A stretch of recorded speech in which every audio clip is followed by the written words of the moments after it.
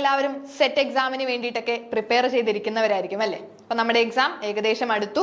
Almost ഒരു January 3rd വീക്കിലേക്ക് നമുക്ക് expect ചെയ്യാം. അപ്പോൾ ഒരു 60 ഡേയ്സ്, ഓൾമോസ്റ്റ് ഒരു 60 ഡേയ്സ് നമുക്ക് നോക്കാം അല്ലെ? ഒരു 60 ദിവസം കാണുമെന്ന് നമുക്ക് പ്രതീക്ഷിക്കാം.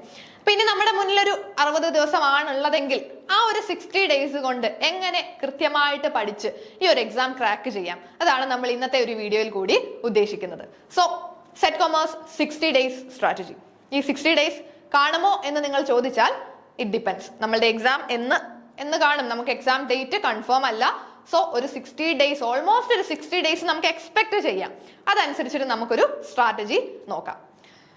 സോ സെറ്റ് കൊമേഴ്സിനെ പറ്റിയിട്ടാണ് ഞാൻ ഈ ഒരു വീഡിയോയിൽ ഡിസ്കസ് ചെയ്യാനായിട്ട് പോകുന്നത്. സെറ്റ് എക്സാം പാറ്റേൺ നിങ്ങൾക്കറിയാം, 2 പേപ്പേഴ്സ് ഉണ്ട്.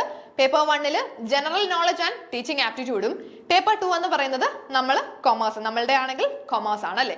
സോ പേപ്പർ 2 നമ്മളുടെ ഏതാണോ നമ്മൾ സ്പെഷ്യലൈസ് ചെയ്തിരിക്കുന്നത് അതായിരിക്കും നമ്മളുടെ പേപ്പർ 2 വരിക. So paper 1 general knowledge and teaching aptitude എല്ലാവർക്കും ഉള്ള പേപ്പറാണ്, ജനറൽ പേപ്പർ ആണ് അല്ലേ? സോ പേപ്പർ 1ഉം പേപ്പർ 2ഉം രണ്ടും നിങ്ങൾ കൃത്യമായിട്ട് പഠിക്കുക, രണ്ടും ഒരു ബാലൻസ്ഡ് ആയിട്ട് പഠിച്ചു പോവുക. പിന്നെ ഒരു 60 ഡേയ്സ് കൊണ്ട് പേപ്പർ 2 നിങ്ങൾക്ക് എങ്ങനെ പഠിച്ച് അല്ലെങ്കിൽ എങ്ങനെ കൃത്യമായിട്ട് പഠിച്ച് നമ്മൾക്ക് ഒരു റിസൾട്ടിലേക്ക് എത്തിക്കാം എന്നാണ് നമ്മൾ ഇന്ന് ഡിസ്കസ് ചെയ്യാനായിട്ട് പോകുന്നത്. ഓക്കെ, സോ എക്സാം പാറ്റേണിനെ പറ്റി ഞാൻ വീണ്ടും നിങ്ങളോട് പറയേണ്ട കാര്യമില്ല, നിങ്ങൾക്ക് ഓൾറെഡി അറിയാം. First paper 1 part A and part ബിയിൽ 60 ടോട്ടൽ 120 ക്വസ്റ്റ്യൻസ് ആയിരിക്കും ഉള്ളത്. ദെൻ പേപ്പർ 2ലേക്ക് വരുമ്പോഴും 120 ക്വസ്റ്റ്യൻസ്, ടോട്ടൽ 240 ക്വസ്റ്റ്യൻസ് ആയിരിക്കും നമ്മൾക്ക് എക്സാമിന് വരിക.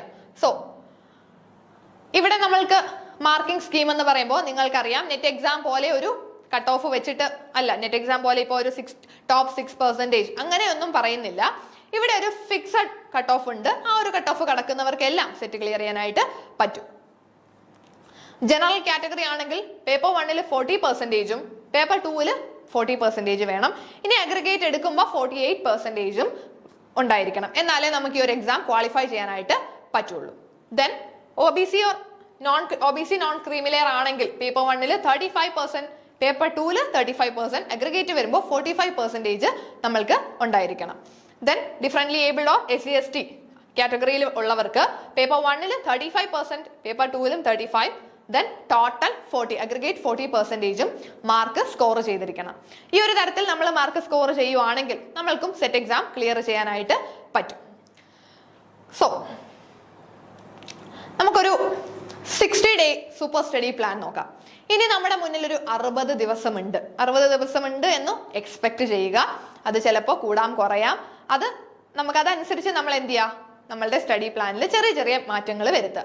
അപ്പൊ ഇനി ഒരു 60 ഡേയ്സ് നമ്മുടെ മുന്നിൽ ഉണ്ടെങ്കിൽ ആ ഒരു 60 ഡേയ്സിനെ എങ്ങനെ ഇഫക്റ്റീവായി യൂട്ടിലൈസ് ചെയ്യാം, അതാണ് നമ്മൾ നോക്കുന്നത്. അപ്പോൾ master your goals with focus and efficiency. Efficient ആയിട്ട് പഠിക്കുക. ഈ ഒരു 60 ദിവസം നിങ്ങൾ കൃത്യമായിട്ട് പഠിക്കുകയാണെങ്കിൽ അല്ലെങ്കിൽ ഫോക്കസ്ഡ് ആയിട്ട് പഠിക്കുകയാണെങ്കിൽ ഉറപ്പായിട്ട് നിങ്ങൾക്ക് ഈ ഒരു എക്സാം ക്രാക്ക് ചെയ്യാനായിട്ട് പറ്റും. അപ്പോൾ നമുക്കറിയാം, നമ്മൾ എത്ര പഠിച്ചാലും എക്സാം പോയിന്റ് ഓഫ് വ്യൂവില് കൃത്യമായിട്ട് പഠിച്ചു പോയാൽ, കൺസിസ്റ്റന്റ് ആയിട്ട് പഠിച്ചു പോയാൽ മാത്രമേ നമുക്ക് ഏതൊരു എക്സാം ആണെങ്കിലും ക്രാക്ക് ചെയ്യാൻ പറ്റൂ. വെറുതെ എന്തൊക്കെയോ പഠിച്ചു എന്ന് പറഞ്ഞിട്ട് കാര്യമില്ല. പഠിക്കേണ്ട കാര്യങ്ങൾ നമ്മൾ അനലൈസ് ചെയ്തിട്ട് എന്തൊക്കെയാണോ നമ്മൾക്ക് അതിൽ ഡീപ്പായിട്ട് നോക്കേണ്ടത് അല്ലെങ്കിൽ കൂടുതൽ ഫോക്കസ് കൊടുക്കേണ്ട ഏരിയാസ് നോക്കി അവിടെ നമ്മൾ കൂടുതൽ ഫോക്കസ് കൊടുത്ത് കൃത്യമായി സിലബസ് ബേസ്ഡ് ആയിട്ട് പഠിച്ചു പോവുക. വെറുതെ എന്തെങ്കിലുമൊക്കെ പഠിച്ചു കൂട്ടുന്നതിന് പകരം സിലബസ് ബേസ്ഡ് ആയിട്ട് പഠിച്ചു പോവുക. ദെൻ നിങ്ങൾ ഒരു സ്റ്റെപ്പ് ബൈ സ്റ്റെപ്പ് ആയിട്ട് ആദ്യം സിലബസ് പഠിക്കുക, ദെൻ നമ്മൾ ക്വസ്റ്റ്യൻ പ്രാക്ടീസ് ചെയ്യുക, ദെൻ പഠിച്ച കാര്യങ്ങൾ റിവൈസ് ചെയ്യുക. ഇങ്ങനെ ഒരു സ്റ്റെപ്പ് ബൈ സ്റ്റെപ്പ് പ്രോസസ്സിലൂടെ പോയാൽ നിങ്ങൾക്ക് ഉറപ്പായിട്ടും ഈ ഒരു എക്സാമിനെ ക്രാക്ക് ചെയ്യാനായിട്ട് പറ്റും. അപ്പൊ നമുക്കൊരു 60 ഡേ സൂപ്പർ സ്റ്റഡി പ്ലാൻ നോക്കാം. അപ്പൊ ഞാനൊരു വീക്ക് വൈസ് ആയിട്ടാണ് ഞാൻ പറയുന്നത്. അപ്പൊ ഫസ്റ്റ് 3 വീക്ക്, ഇനിയുള്ളൊരു 3 ആഴ്ച, ഇനിയുള്ളൊരു 3 വീക്ക് നിങ്ങൾ എന്തിനു വേണ്ടി യൂട്ടിലൈസ് ചെയ്യണം? Build A strong foundation with syllabus coverage. ഒരു ഫൗണ്ടേഷൻ ബിൽഡ് ചെയ്യുക അല്ലെ, അല്ലെങ്കിൽ നമ്മൾ കൃത്യമായിട്ട് സിലബസ് കവർ ചെയ്യുക. ഫുൾ സിലബസ്, നമുക്ക് പറ്റുന്നത്രയും സിലബസ് കവർ ചെയ്തുകൊണ്ട് ഒരു ഫൗണ്ടേഷൻ ബിൽഡ് ചെയ്യാണ് നിങ്ങൾ ഫസ്റ്റ് ചെയ്യേണ്ടത്. കൃത്യമായിട്ടൊരു ഫൗണ്ടേഷൻ ബിൽഡ് ചെയ്തെടുക്കുക. Focus on understanding basic concept and strengthening your foundation. Prioritize areas you find most challenging and work on grasping fundamental principles. അപ്പൊ ഈ ആദ്യത്തെ ഒരു 3 ആഴ്ച നമ്മൾ എന്ത് ചെയ്യണം? കംപ്ലീറ്റ് സിലബസ് പഠിക്കുകയാണ് അല്ലെ. നമ്മളുടെ സെറ്റ് എക്സാമിന്റെ കൊമേഴ്സിലാണ് ഞാൻ സ്പെസിഫിക് ആയിട്ട് പറയുന്നത്. കൊമേഴ്സ് ആണെങ്കിൽ ഇനി നിങ്ങൾ ഏത് സ്ട്രീം ആണെങ്കിലും നിങ്ങൾ ആദ്യത്തെ ഒരു 3 ആഴ്ച എന്ത് ചെയ്യുക? നമ്മളുടെ സിലബസ് പഠിക്കുക. കൃത്യമായിട്ട് ആ ഒരു 3 ആഴ്ച കൊണ്ട് നിങ്ങൾക്ക് എത്രത്തോളം പഠിച്ചു വെക്കാൻ പറ്റും അത്രയും നിങ്ങൾ പഠിക്കുക. 3 ആഴ്ച കൊണ്ട് പഠിക്കാൻ പറ്റുന്നത് ലിമിറ്റഡ് ആണ്. എന്നാലും ആ ഒരു 3 ആഴ്ച കൊണ്ട് നിങ്ങൾ മാക്സിമം പഠിച്ചു വെക്കുക. നമ്മുടെ ഏരിയാസ് ആയതുകൊണ്ട്, ഇപ്പൊ കൊമേഴ്സ് ആയതുകൊണ്ട് നിങ്ങൾക്ക് ഓൾറെഡി നമ്മൾ പഠിച്ച കാര്യങ്ങളാണ്, അതൊന്നുകൂടി ഒന്ന് ഓർത്തെടുക്കേണ്ടതേ ഉള്ളൂ. അപ്പൊ ഈ ഒരു 3 വീക്സ് കൊണ്ട് മാക്സിമം നിങ്ങൾ റിവൈസ് ചെയ്യുക. നമ്മളുടെ സിലബസ് കൃത്യമായിട്ട് ഫുൾ കവറേജോട് കൂടി പഠിക്കാനായിട്ട് ശ്രമിക്കുക. ദെൻ നെക്സ്റ്റ് 3 വീക്സ്, ആദ്യത്തെ ഒരു 3 ആഴ്ച നമ്മൾ സിലബസ് പഠിച്ചു. പിന്നെ നെക്സ്റ്റ് 3 വീക്ക് എന്ത് ചെയ്യുക? Deepen understanding and practice. ഇവിടെ നിങ്ങൾ എന്ത് ചെയ്യണം? മോക്ക് ടെസ്റ്റുകൾ പ്രാക്ടീസ് ചെയ്യാനായിട്ട് ശ്രമിക്കുക. So apply your knowledge to a variety of practice questions. നമ്മൾ പഠിച്ച കാര്യങ്ങൾ നമ്മൾ അപ്ലൈ ചെയ്യാണ് അല്ലെ, പഠിച്ചു വെച്ചത് അപ്ലൈ ചെയ്യാണ്. അപ്പൊ നമ്മൾ മോക്ക് ടെസ്റ്റുകൾ, മാക്സിമം മോക്ക് ടെസ്റ്റുകൾ എടുത്ത് വർക്ക്ഔട്ട് ചെയ്യുക. അപ്പൊ നമ്മൾ പഠിച്ച കാര്യങ്ങൾ എത്രത്തോളം അപ്ലൈ ചെയ്യാൻ പറ്റുന്നുണ്ട് എന്ന് നമുക്ക് മനസ്സിലാകും. Start solving full length mock test under timed condition to develop time management skills. ഇതിപ്പോ സെറ്റ് എക്സാം ആണെങ്കിലും നെറ്റ് എക്സാം ആണെങ്കിലും ഏതൊരു എക്സാം ആണെങ്കിലും നമ്മൾക്ക് ടൈം ഉണ്ട്. ഈ ടൈമിനുള്ളിൽ നമ്മൾ എന്ത് ചെയ്യണം? ഫുൾ ക്വസ്റ്റ്യൻസ് നമ്മൾ വർക്ക്ഔട്ട് ചെയ്ത് കഴിഞ്ഞിരിക്കണം. അപ്പൊ ഇത്രയും ക്വസ്റ്റ്യൻസും കൂടി നമ്മൾക്ക് ഈ ഒരു ടൈമിനുള്ളിൽ ആൻസർ ചെയ്യണമെങ്കിൽ ടൈം മാനേജ്മെന്റ് കൃത്യമായിട്ട് പഠിച്ചിരിക്കണം. ടൈം മാനേജ്മെന്റ് എന്ന് പറയുന്നത് വളരെ ഇമ്പോർട്ടന്റ് ആണ്. കാരണം നമ്മളുടെ മുന്നിൽ കുറച്ച് ടൈം മാത്രമേ ഉള്ളൂ. ആ ഒരു ടൈം കൊണ്ട് ഇത്രയും ക്വസ്റ്റ്യൻസ് നമ്മൾ ചെയ്ത് തീർക്കുക എന്നുള്ളത് നമ്മൾ പറയുന്ന പോലെ അത്ര എളുപ്പമല്ല. നമ്മൾ എക്സാമിന് ഇരിക്കുമ്പോഴാണ് ഇതിന്റെ ഒരു ഇമ്പോർട്ടൻസ് മനസ്സിലാകുന്നത്. ആ സമയത്താണ് ടൈം മാനേജ്മെന്റിന്റെ നമുക്ക് ടൈം മാനേജ് ചെയ്യാൻ പറ്റുന്നില്ലെങ്കിൽ ആ ഒരു ബുദ്ധിമുട്ടൊക്കെ നമുക്ക് ആ ഒരു സമയത്ത് മനസ്സിലാകും. അപ്പോൾ ടൈം മാനേജ്മെന്റ് പഠിക്കുക. നിങ്ങൾ ഈ ഒരു നെക്സ്റ്റ് 3 വീക്കിൽ നിങ്ങൾ എന്ത് ചെയ്യുക? ഈ പഠിച്ചു വെച്ച കാര്യങ്ങൾ നിങ്ങൾ അപ്ലൈ ചെയ്യുക. അപ്പോൾ നമ്മുടെ എക്സാം എത്ര മിനിറ്റ് ആണ്, അപ്പോൾ അത്രയും ടൈം നിങ്ങളൊന്ന് സെറ്റ് ചെയ്തിട്ട് ആ ഒരു സമയത്തിനുള്ളിൽ നിങ്ങൾക്ക് ഈ ഒരു എക്സാം ചെയ്തു തീർക്കാൻ, കംപ്ലീറ്റ് ചെയ്യാനായിട്ട് പറ്റുന്നുണ്ടോ എന്ന് ഒന്ന് അനലൈസ് ചെയ്യുക. Then start solving full length mock test. Full length mock ടെസ്റ്റുകൾ മാക്സിമം നിങ്ങൾ അങ്ങനെ എടുക്കുക. അതാകുമ്പോൾ നമുക്ക് ആ ഒരു ടൈംഡ് കണ്ടീഷൻസിൽ ആ ഒരു ടൈമിനുള്ളിൽ നമ്മൾ ചെയ്തു തീർക്കാൻ പറ്റുമോ ഇല്ലയോ എന്ന് നമുക്ക് അറിയാനായിട്ട് പറ്റും. ദെൻ വീക്ക് 7, 8 ലാസ്റ്റ് 2 വീക്ക്, അവസാനത്തെ 2 ആഴ്ച നിങ്ങൾ എന്താ ചെയ്യേണ്ടത്? Final revision and exam readiness. Final revision ആണ്. പഠിച്ച കാര്യങ്ങൾ നമ്മൾ ആദ്യം എന്ത് ചെയ്തു? ഫസ്റ്റ് സ്റ്റെപ്പായിട്ട് സിലബസ് ഫുള്ള് പഠിച്ചു. നെക്സ്റ്റ് സ്റ്റെപ്പായിട്ട് നമ്മൾ എന്ത് ചെയ്തു? ഈ പഠിച്ച കാര്യങ്ങൾ അപ്ലൈ ചെയ്യാൻ പറ്റുന്നുണ്ടോ നോക്കി അല്ലെ. പ്രീവിയസ് ഇയർ നമ്മളുടെ മോക്ക് ടെസ്റ്റുകളും മറ്റും നമ്മൾ ചെയ്ത് പഠിച്ചു. ഇനി പിന്നെയുള്ള 2 ആഴ്ച, അത് കഴിഞ്ഞുള്ള സ്റ്റെപ്പായിട്ട് നമ്മൾ ചെയ്യേണ്ടത് ഈ പഠിച്ച കാര്യങ്ങളൊക്കെ ഇപ്പോഴും ഓർമ്മയിലുണ്ടോ ഒന്ന് റിവൈസ് ചെയ്യണം അല്ലേ. നമ്മൾ ഒരെണ്ണം പഠിക്കുമ്പോൾ മറ്റത് മറന്നു പോകരുതല്ലോ. അപ്പോൾ പഠിച്ച കാര്യങ്ങൾ നമ്മളുടെ മനസ്സിലുണ്ടോ എന്നറിയാൻ നമ്മൾ എന്ത് ചെയ്യുക? റിവിഷൻ നടത്തുക. ഈ പഠിച്ച കാര്യങ്ങളൊന്ന് നമ്മൾ നേരത്തെ പഠിച്ചു വെച്ചതൊക്കെ ഒന്നുകൂടി ഒന്ന് റിവൈസ് ചെയ്യുക. അപ്പോൾ ലാസ്റ്റ് 2 വീക്ക് നമ്മൾ റിവിഷനും അതേപോലെ തന്നെ previous year question papers solve ചെയ്യാനുമായിട്ട് മാറ്റിവെക്കുക. അപ്പൊ ലാസ്റ്റ് 2 വീക്കിൽ വീണ്ടും പഠിച്ച കാര്യങ്ങളെല്ലാം ഒന്ന് റിവൈസ് ചെയ്ത് നോക്കുക. എന്തെങ്കിലുമൊക്കെ മറന്നു പോയിട്ടുണ്ടോ, അല്ലെങ്കിൽ നമുക്ക് ഏതെങ്കിലും വീക്ക് ഏരിയാസ് ഉണ്ടെങ്കിൽ അതൊക്കെ ഒന്ന്, എപ്പോഴും മറന്നു പോകുന്ന കാര്യങ്ങൾ കാണുമല്ലോ. ചില കാര്യങ്ങൾ നമ്മൾ എത്ര പഠിച്ചാലും മറന്നു പോകും. അതൊക്കെ എക്സാം അടുക്കുന്ന സമയത്തും കൂടി ഒന്ന് നോക്കുക. അപ്പൊ നമ്മൾ ആ ഒരു എക്സാമിനോട് അടുത്ത് നമ്മൾ അതൊന്ന് നോക്കിയെങ്കിൽ പെട്ടെന്ന് മറക്കില്ല. ദെൻ എന്ത് ചെയ്യുക? പ്രീവിയസ് ഇയർ ക്വസ്റ്റ്യൻസ് ചെയ്ത് പഠിക്കുക. അപ്പൊ നമ്മൾ എക്സാം കംപ്ലീറ്റ് സിലബസ് പഠിച്ചു, ദെൻ മോക്ക് ടെസ്റ്റുകൾ ചെയ്തു. ഇനി നമുക്ക് പ്രീവിയസ് ഇയർ ക്വസ്റ്റ്യൻസ് ഒക്കെ എടുത്തിട്ട് നിങ്ങൾ എന്ത് ചെയ്യുക? വർക്ക്ഔട്ട് ചെയ്ത് പഠിക്കുക. അപ്പൊ നമുക്ക് പുതിയ പുതിയ കാര്യങ്ങൾ ചിലപ്പോൾ കിട്ടും, പഠിക്കാത്ത കാര്യങ്ങൾ ചിലപ്പോൾ നമുക്ക് കിട്ടും. സോ അങ്ങനെ നിങ്ങൾ ആ ലാസ്റ്റ് 2 വീക്സിനെ യൂട്ടിലൈസ് ചെയ്യാം. Okay, so dedicate time to revising all previously studied material, focusing on weak areas, then solve previous year question papers. അപ്പൊ ഈ ഒരു തരത്തിൽ നിങ്ങൾ ഇനിയുള്ള 60 ഡേയ്സിനെ ഇങ്ങനെ ഷെഡ്യൂൾ ചെയ്ത് നോക്കിക്കേ. നിങ്ങൾക്ക് എന്തായാലും എക്സാമിന് നിങ്ങൾ പ്രതീക്ഷിക്കുന്ന, അല്ലെങ്കിൽ നിങ്ങൾ എത്ര വർക്ക് ചെയ്തോ അതിനുള്ള റിസൾട്ട് കിട്ടിയിരിക്കും. പിന്നെ എപ്പോഴും നമുക്ക് വേണ്ടത് കൺസിസ്റ്റൻസി ആണ്. ഇപ്പോൾ ഇനി ഒരു 60 ദിവസം ഉണ്ടെങ്കിൽ ഇന്നത്തെ ദിവസം നിങ്ങൾ മോട്ടിവേറ്റഡ് ആയി, ഇന്ന് പോയി നിങ്ങൾ പഠിക്കാനിരുന്നു. ഇന്ന് ടെക്സ്റ്റ് ഒക്കെ തുറന്നു വെച്ച് ഇന്ന് തൊട്ട് പഠിക്കണം എന്ന് നിങ്ങൾ തീരുമാനിച്ചു. പക്ഷെ നാളെ ആകുമ്പോഴേക്കും ഈ ഒരു മോട്ടിവേഷൻ ഒന്നും എങ്ങും പോകരുത്. അപ്പോൾ ഇന്ന് തൊട്ട് നിങ്ങൾ പഠിക്കാൻ തുടങ്ങുകയാണെങ്കിൽ ഇന്ന് തൊട്ടുള്ള 60 ദിവസവും ഇതേ മോട്ടിവേഷനോട് കൂടി, ഇതേ ഡിറ്റർമിനേഷനോട് കൂടി തന്നെ പോയാൽ ഉറപ്പായിട്ട് നമുക്ക് ക്രാക്ക് ചെയ്യാം. എപ്പോഴും നമ്മൾ വിചാരിച്ചാൽ നമ്മൾക്ക് എക്സാം പാസ്സാകാം. നമ്മൾ വിചാരിക്കണം അല്ലേ, അല്ലാതെ നമ്മളിപ്പോ ഇന്ന് ഭയങ്കര മോട്ടിവേറ്റഡ് ആയിട്ട് പഠിക്കാൻ പോയിരുന്നു, നാളെ ആകുമ്പോൾ ഈ ഒരു മോട്ടിവേഷൻ പോയി, നാളെ ആകുമ്പോൾ എന്ത് വിചാരിക്കും, അല്ലെങ്കിൽ മറ്റന്നാൾ പഠിക്കാം, അല്ലെങ്കിൽ ഇന്നൊരു ദിവസം എവിടെയെങ്കിലും പോവുകയാണ്, അല്ലെങ്കിൽ ഇന്നത്തെയും കൂടെ നാളെ ഒരുമിച്ച് പഠിക്കാം. ഇങ്ങനെ ആയി പോയാൽ, ഒരു കൺസിസ്റ്റൻസി ഇല്ലാതെ പോയാൽ ഒരിക്കലും നിങ്ങൾക്ക് ഈ എക്സാം ക്രാക്ക് ചെയ്യാൻ, ഇത് ഏത് എക്സാം ആണെങ്കിലും ക്രാക്ക് ചെയ്യാനായിട്ട് പറ്റില്ല. എപ്പോഴും കൺസിസ്റ്റന്റ് ആയിട്ട് പഠിക്കുക. ഇന്ന് പഠിച്ചെങ്കിൽ അതേപോലെ തന്നെ നാളെയും പഠിക്കുക, സെയിം മോട്ടിവേഷനോടുകൂടി അടുത്ത ദിവസവും പഠിക്കുക. ഇങ്ങനെ നിങ്ങൾ എക്സാം വരെ ഇനിയുള്ളൊരു ഒരു 60 ഡേയ്സ് നിങ്ങൾ ഇങ്ങനെ തന്നെ പോയാൽ ഉറപ്പായിട്ട് നിങ്ങൾക്ക് എക്സാം ക്രാക്ക് ചെയ്യാനായിട്ട് പറ്റും. നമ്മൾ വർക്ക് ചെയ്യാതെ നമുക്ക് എവിടെയെങ്കിലും എത്താൻ പറ്റുമോ? ഇല്ല. ഹാർഡ് വർക്ക് ചെയ്താൽ അതിനുള്ള റിസൾട്ട് ഉറപ്പായിട്ടും കിട്ടിയിരിക്കും. അത് ഉറപ്പാണ്, ഷുവറാണ്. കാരണം നമ്മൾ വർക്ക് ചെയ്താൽ നമ്മൾക്ക് അതിന്റെ റിസൾട്ട് കിട്ടും. നമ്മൾ വർക്ക് ചെയ്യാതെ ഇരുന്നിട്ട് കിട്ടിയില്ല എന്ന് പറഞ്ഞിട്ട് കാര്യമുണ്ടോ? ഇല്ല. അപ്പൊ നമ്മൾ വർക്ക് ചെയ്താൽ നമ്മൾക്ക് അതിന്റെ റിസൾട്ട് ഉറപ്പായിട്ടും കിട്ടും. സോ നിങ്ങൾ ഡിറ്റർമൈൻഡ് ആണെങ്കിൽ, നിങ്ങൾക്ക് ഈ ഒരു ജാനുവരി 2025 സെറ്റ് എക്സാം ക്രാക്ക് ചെയ്യണം എന്നൊരു ഡിറ്റർമിനേഷൻ നിങ്ങളുടെ മനസ്സിലുണ്ടെങ്കിൽ നിങ്ങൾ അതിനുവേണ്ടി വർക്ക് ചെയ്യാൻ തയ്യാറാവുക. അങ്ങനെ വർക്ക് ചെയ്യാൻ നിങ്ങൾ തയ്യാറാണെങ്കിൽ, നിങ്ങൾ അങ്ങനെ വർക്ക് ചെയ്യുന്നുണ്ടെങ്കിൽ ഉറപ്പായിട്ടും ഈ ഒരു സെറ്റ് എക്സാം നിങ്ങൾക്ക് ക്രാക്ക് ചെയ്യാനായിട്ട് പറ്റും. സോ ഫസ്റ്റ് 3 വീക്ക് നിങ്ങൾ എന്ത് ചെയ്യുക, complete syllabus, maximum syllabus cover ചെയ്യുക. ദെൻ നെക്സ്റ്റ് ഉള്ളൊരു 3 വീക്കിൽ പഠിച്ച കാര്യങ്ങൾ അപ്ലൈ ചെയ്യാൻ പറ്റുന്നുണ്ടോ എന്നറിയാൻ കുറച്ച് മോക്ക് ടെസ്റ്റുകൾ ചെയ്ത് കുറച്ചുകൂടി ഒന്ന് നമ്മുടെ അണ്ടർസ്റ്റാൻഡിങ് ഒന്ന് ഡീപ്പാക്കുക. ദെൻ ലാസ്റ്റ് 2 വീക്ക് എന്ന് പറയുന്നത് റിവിഷൻ, നമ്മൾ പഠിച്ച കാര്യങ്ങളൊക്കെ ഒന്നുകൂടി റിവൈസ് ചെയ്യുക. ഫുൾ ലെങ്ത് നമ്മളുടെ പ്രീവിയസ് ഇയർ ക്വസ്റ്റ്യൻസും കൂടി വർക്ക്ഔട്ട് ചെയ്ത് പോവുക.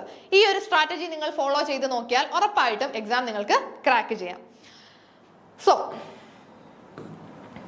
ഇനി നമ്മുടെ സെറ്റ് കൊമേഴ്സുകാർക്ക് വേണ്ടിയിട്ടുള്ള കുറച്ച് കാര്യങ്ങളാണ് നെക്സ്റ്റ് പറയുന്നത്. സെറ്റ് കൊമേഴ്സിന് നിങ്ങൾ പഠിക്കുമ്പോൾ ഇനിയുള്ള നമ്മൾ പറഞ്ഞ ഒരു ആദ്യത്തെ 3 ആഴ്ചയാണ് നമ്മൾ സിലബസ് കവറേജിന് വേണ്ടി എടുക്കുന്നത്. അങ്ങനെയാണെങ്കിൽ ആദ്യത്തെ 3 ആഴ്ച കൊണ്ട് എങ്ങനെ ഈ സിലബസിനെ പഠിക്കാം? അപ്പോൾ നമുക്ക് എല്ലാ കാര്യങ്ങളും കംപ്ലീറ്റ് ഡീപ്പായിട്ട് പഠിക്കാനുള്ള ടൈമില്ല. അപ്പൊ എന്ത് ചെയ്യണം? ഉള്ള സമയം ഇഫക്റ്റീവായിട്ട് യൂട്ടിലൈസ് ചെയ്യുക. ഉള്ള സമയം എങ്ങനെ ഇഫക്റ്റീവായിട്ട് യൂട്ടിലൈസ് ചെയ്യുക? നമുക്ക് വേണ്ട കാര്യങ്ങൾ പഠിക്കുക, അല്ലെങ്കിൽ എക്സാം പോയിന്റ് ഓഫ് വ്യൂവിൽ അത്രയും നമുക്ക് ചോദിക്കുമെന്ന് ഉറപ്പുള്ള ഏരിയാസിനെ പഠിക്കാം. അതല്ലേ നമ്മുടെ മുന്നിൽ ഇനിയുള്ളൂ, അതിനുള്ള സമയമല്ലേ ഉള്ളൂ. അപ്പൊ നമ്മൾ എന്ത് ചെയ്യുക? നമ്മുടെ എക്സാമിന് വേണ്ടുന്ന കുറച്ച് ഇമ്പോർട്ടന്റ് ഏരിയാസിനെ മാത്രം മനസ്സിലാക്കി ആ ഒരു ഏരിയാസ് നിങ്ങൾ പഠിക്കുക. സോ ഞാൻ ആ ഒരു കുറച്ച് ഏരിയാസ് ഞാൻ ഇവിടെ ഇട്ടിട്ടുണ്ട്. ഓരോ യൂണിറ്റിലും ഇനിയുള്ള സമയം കൊണ്ട് നിങ്ങൾ ഉറപ്പായിട്ട് നോക്കി വെക്കേണ്ട കുറച്ച് ഏരിയാസ്, അതായത് ഈ ഒരു ഏരിയാസ് നിങ്ങൾ ഒരിക്കലും സ്കിപ്പ് ചെയ്യരുത്.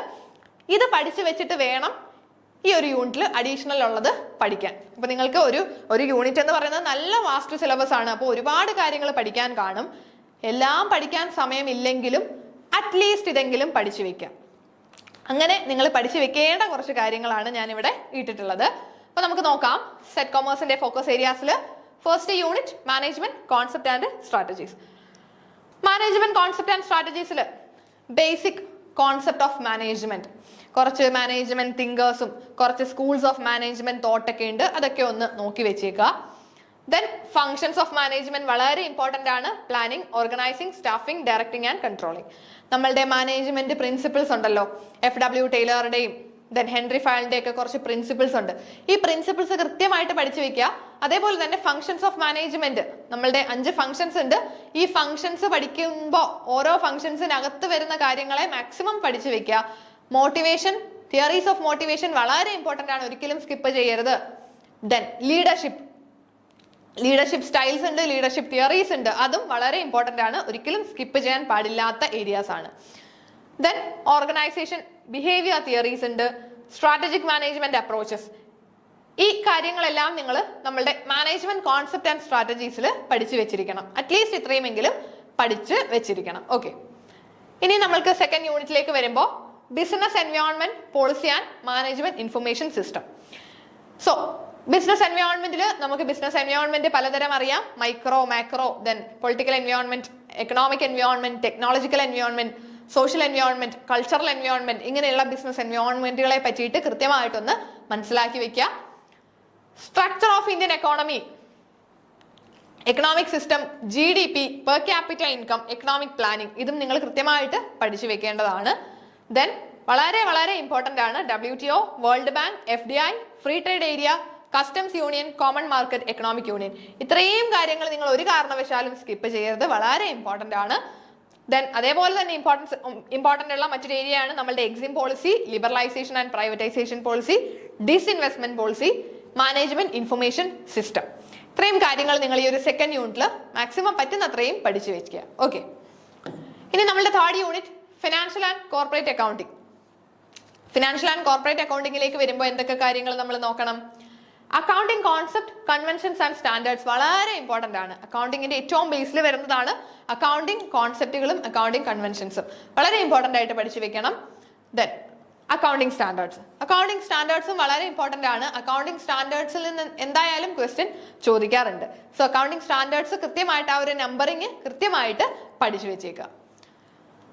Then accounting from incomplete records, accounting for non trading firms. ഇതൊക്കെ നമ്മൾ പ്രാക്ടിക്കലായിട്ട് പഠിച്ചിട്ടുള്ളതാണല്ലേ, ചെറിയ ക്ലാസ്സുകളിലൊക്കെ പഠിച്ചതാണ്.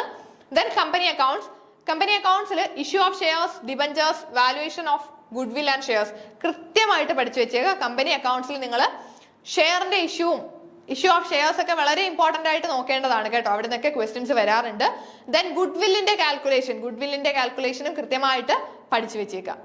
Then amalgamation, absorption, reconstruction. Company അക്കൗണ്ട്സിൽ വരുമ്പോൾ amalgamation of companies, absorption, reconstruction ഇതെല്ലാം കൃത്യമായിട്ട് പഠിച്ചു വെച്ചേക്കുക. ഓക്കെ,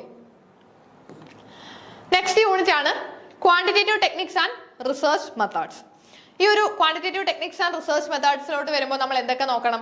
വളരെ ഇമ്പോർട്ടന്റ് ആയിട്ട് വേണ്ടതാണ് ടൈപ്സ് ഓഫ് റിസർച്ച്. പലതരം റിസർച്ചുകൾ നമ്മൾ പഠിച്ചിട്ടുണ്ട് അല്ലെ, പല ടൈപ്പ് ഓഫ് റിസർച്ചുകൾ നമ്മൾ പഠിച്ചതാണ്. അപ്പൊ ഈ ഒരു ടൈപ്സ് ഓഫ് റിസർച്ച് വളരെ ഇമ്പോർട്ടന്റ് ആയിട്ട് പഠിച്ചു വെക്കുക. Steps in research, research design, ഇതൊക്കെ നിങ്ങൾ ഒരിക്കലും സ്കിപ്പ് ചെയ്യരുത്.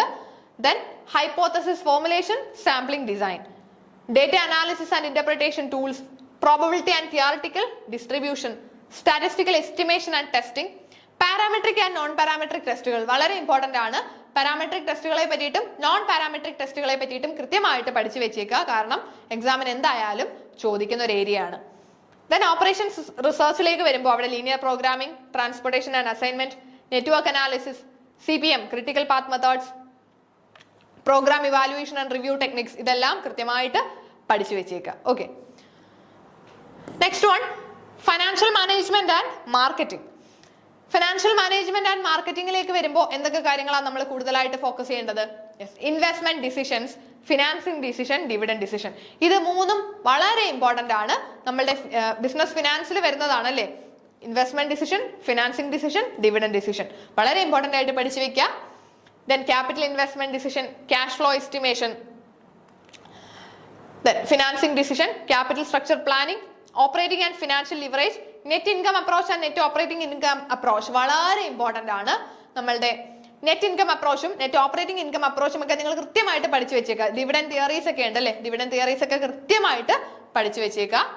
Then cost of capital, dividend policy, value of the firm and dividend policy, theories of dividend. Then basic concept of marketing mix. മാർക്കറ്റിംഗിലേക്ക് വരുമ്പോൾ എന്താ നോക്കേണ്ടത്?